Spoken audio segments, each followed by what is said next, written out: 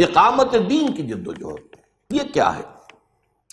یہ شہادت علی الناس کا تکمیلی مرحلہ ہے۔ اس کا بھی ایک تقاضا تو یہ ہے، ہم مسلمان ہیں تو ہمارے ہاں نظام بھی اسلام کا ہونا چاہیے، منطقی بات ہے، سیدھی سی بات ہے۔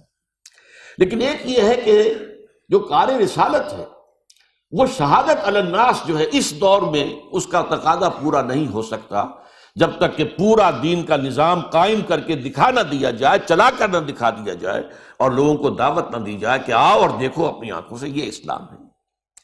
اس اسلام کی بنا پر محمد رحمت للعالمین بنے، تمام جہان والوں کے لیے رحمت ہے، ہدایت ہے، یہ سسٹم آف سوشل جسٹس ہے۔ آؤ دیکھو، نوع انسانی تلاش میں ہے، دھکے کھا رہی ہے مشرق و مغرب کے۔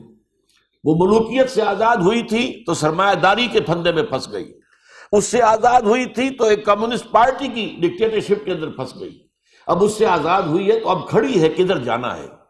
اور انہیں اندیشہ ہو گیا ہے مغرب والوں کو کہ اسلام کچھ ابھرتا نظر آ رہا ہے اگر وہ کوئی خطر مجھ کو تو اس امت سے ہے جس کی خاکستر میں ہے اب تک شرار آرزو۔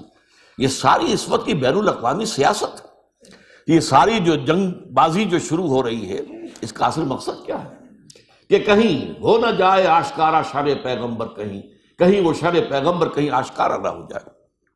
ظاہر بات ہے کہ حق آئے گا تو باطل ختم ہو جائے گا، جاء الحق وزهق الباطل ان الباطل کان زہوقا۔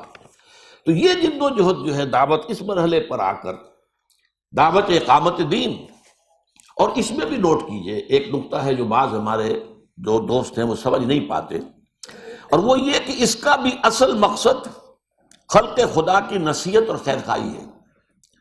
اس لیے کہ جب باطل نظام ہوتا ہے تو عوام اس باطل نظام کے شکنجوں میں ایسے کسے جاتے ہیں کہ ان کے لیے حق کی طرف توجہ کرنا ممکن نہیں ہوتا، جس کو کہ شاہ ولی اللہ دہلوی رحمۃ اللہ علیہ نے کہا ہے کہ جب تقسیم دولت کا نظام غلط ہو جائے، غلط ہونے کا مطلب کیا ہے؟ ایک طبقے کے اندر دولت جو ہے جمع ہوتی جائے گی، ایکومولیشن آف ویلتھ ہوگی، وہ ان کے پاس وہ کروڑ پتی ہوں گے، ان کے عیش ہوں گے، ان کی عیاشیاں ہوں گی۔ دوسری طرف نیڈ ہوگی، وانٹ ہوگی، احتیاج ہوگا، لوگوں کے اندر جو ہے بھوک ہوگی، مفلسی ہوگی، اور یہ چیز جو ہے دو دھاری تلوار ہے، ادھر بھی کاٹتی ہے ادھر بھی کاٹتی ہے۔ جہاں دولت کا ارتکاز ہو جائے گا وہاں عیاشیاں ہوگی، بدماشیاں ہوگی۔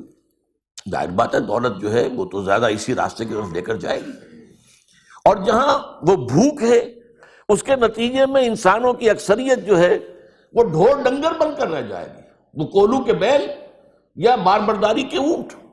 ان کے لیے کہیں کوئی اللہ سے لو لگانا، کوئی تصور کرنا، کسی عام اپنی روٹی کے مسئلے سے، اپنے مسائل سے ہٹ کر کسی مسئلے پر غور کرنے کا سوال ہی پیدا نہیں ہوتا، وہ حیوانات بن کر رہ جاتے ہیں۔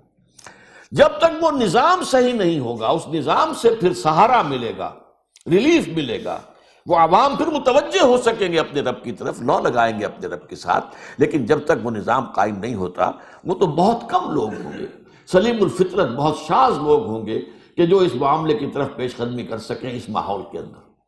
ان سلیم الفطرت لوگوں کو جمع کر کے طاقت کا کوڑا بنا کر اس نظام باطل پر مارا جائے، تاکہ اس نظام باطل کو ختم کر کے نظام حق قائم کیا جائے۔ System of social justice given by اللہ سبحانہ و تعالی تھرو ہز میسنجر محمد صلی اللہ علیہ وسلم، اسے نافذ کر کے دکھایا جائے۔ یہ ہے اقامت دین کی جد و جہد۔ اب یہاں ایک بات آج نوٹ کیجئے، یہاں دعوت دین یا دعوت حق یا دعوت اللہ یا دعوت الی سبیل رب میں ایک ایلیمنٹ کا اضافہ ہوتا ہے، اور وہ ہے دعوت الی الجماعت۔ اس لیے کہ اقامت دین کی جد و جہد بغیر جماعت کے ممکن نہیں ہے۔ لہذا یہی وجہ ہے کہ انبیاء کرام علیہ السلام جو ہیں وہ یہ نہیں کہتے تھے کہ میرا حکم بھی مانو۔ حضرت یوسف علیہ السلام نے فرعون مصر سے جو بھی بادشاہ اس وقت تھا اسے یہ نہیں کہا کہ میرا پہلا حکم مانو، پہلے مجھ پر ایمان لاؤ پھر میں تمہارے ساتھ تعاون کروں گا۔ وہ جیسے میں نے عرض کیا اولیاء اللہ ہوتے ہیں، وہ صرف دین کا پیغام تو پہنچا رہے ہیں، لیکن یہ وہی ہے جو ایمان کے بیج سے، ایمان کی گھٹلی سے وجود میں آیا ہے خود بخود، وہ معمور من اللہ ہو کر نہیں۔ لیکن رسول آتے تھے معمور من اللہ ہو کر۔ ان کی دعوت میں آپ نے دیکھا سورہ شعراء کے اندر بار بار جو بات آتی ہے، ان اعبدوا اللہ واطیعون، اللہ کی بندگی اور عبادت اختیار کرو، میری اطاعت کرو۔ یہ کیوں ہے؟ اس لیے کہ اس مرحلے پر ایک جماعت کی تشکیل ضروری ہے جو اطاعت رسول کی بنیاد پر قائم ہوئی، جیسے کہ مکے میں قائم ہوئی جماعت قائم ہوئی اطاعت رسول صلی اللہ علیہ وسلم کی بنیاد پر۔ لہذا اس مرحلے پر آ کر جو ہے وہ ایک تنظیم کی دعوت، ایک جماعت کی دعوت یہ بھی ضروری ہو جاتی ہے۔ هي الحلقات تحفظني بآيات من القرآن، هي الحلقات تملأني بحب المصطفى العدنان، هي الحلقات تحفظني